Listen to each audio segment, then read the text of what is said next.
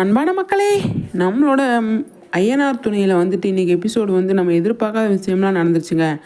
என்னன்னு சொல்லி பார்த்தீங்க அப்படின்னா, பல்லவன் வந்து செகண்ட் ஒய்ஃபோட பையன் அப்படிங்கிற மாதிரி வந்து தெரிஞ்சிருச்சு. பயங்கரமாக ஃபீல் பண்ணுறாரு பல்லவன். நான் வந்து உங்களோட பிறக்கலையா அப்படின்னு சொல்லிட்டு பயங்கரமாக ஃபீல் பண்ணுறாருங்க. பாவம் சின்ன பையன். கதையை எப்படி ட்விஸ்ட் பண்ணி விட்டாங்க. இது ஜாலியாக போயிட்டு இருந்தது. இன்னைக்கு கொஞ்சம் எமோஷ்னலாக போகும் அப்படின்னு நினைக்கிறேன்.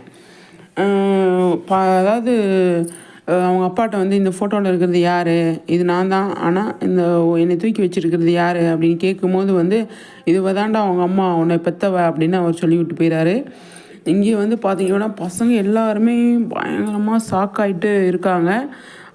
அதுக்கப்புறமா வந்து நிலாவுக்குமே பயங்கர ஷாக்கு. பல்லவன் வந்து கோவமாக அழுதுகிட்டே வந்து யார்கிட்டையுமே சொல்லாமல் வந்து வெளியே போயிடுறாரு. எங்கே போயிட்டாரு, என்னாச்சு ஏதாச்சு அப்படின்னு தேடுறாங்க. கஷ்டங்க நிஜமாகவே.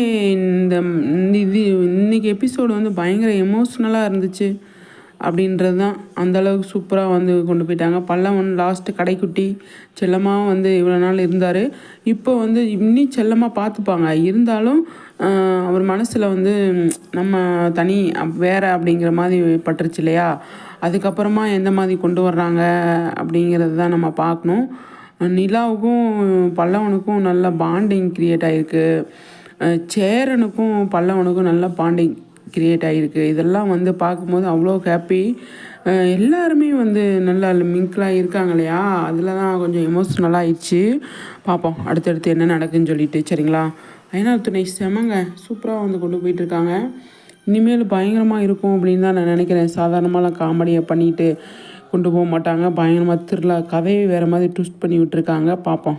அவ்வளோ அழகாக கொண்டு போயிட்டுருக்காங்க. பிரியா தம்பி மேடம் நல்லாவே வந்து பண்ணிகிட்டு